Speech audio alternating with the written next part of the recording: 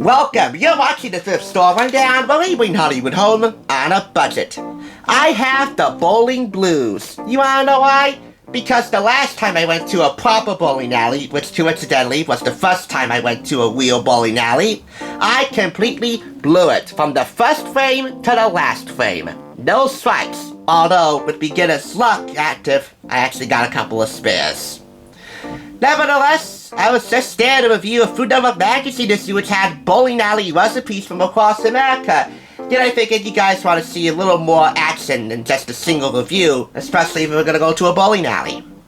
The video speaks for itself, which is why I will leave it in the description below.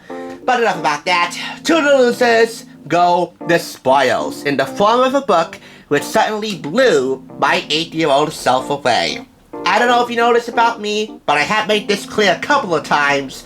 When I was 8 years old, watching Cartoon Network Fridays and watching Cartoon Network during the weekends and weekdays, really, I couldn't get enough of Foster's Home for Imaginary Friends, the Emmy-winning Mac Daddy of all of Craig McCracken's creations. And I'm sorry to be so pun-laden, but trust me, 1123 Wilson Way was my gateway to unlimited imagination come to life.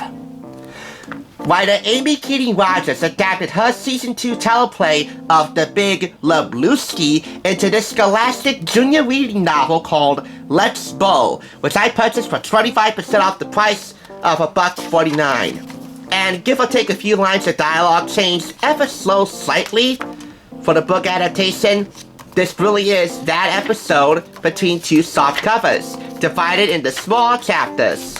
Foster's Fighters, Grandmaster Mac, The Way of the Ball, among many others.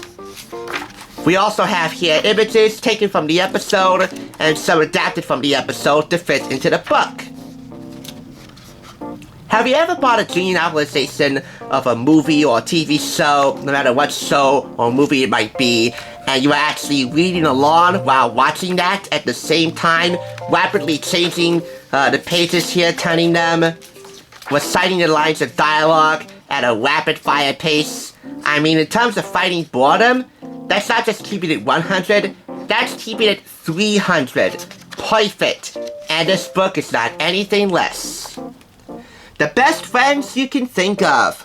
Oh no! Madam Foster's bowling team has abandoned her right before the league championship, so it's Mac to the rescue. He convinces a bunch of the imaginary friends at Foster's to join the team with him. Everyone but Blue, who thinks bowling stinks.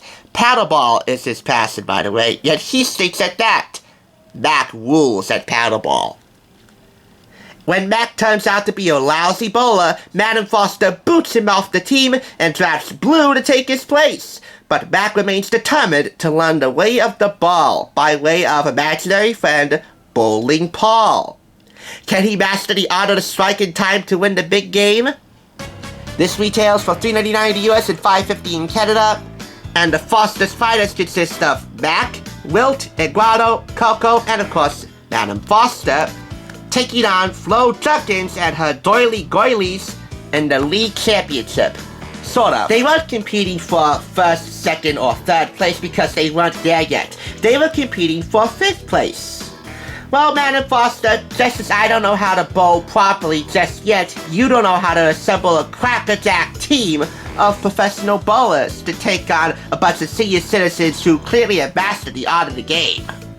And as for you, Blue, you clearly mastered the art of bowling, even though you are all the more disgruntled to do so. So if I ever see you in person, you had better give me some pointers on how to blow them away.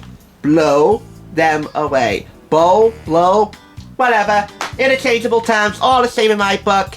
And the rating is an easy 5 out of 5. If I could give it 300, I would give it 300, which is a perfect game in bowling speak.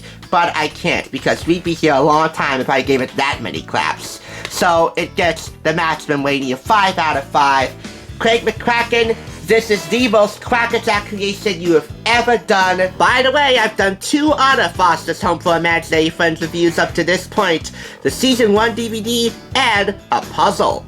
I'll link both of those reviews below, as I will the Bolero Bowling Alley vlog and Food Network magazine review, which is the same thing. My 8-year-old self still can't get enough of Foster's even at 22, as it will never get enough of it throughout the rest of time. The best friends you can think of, period.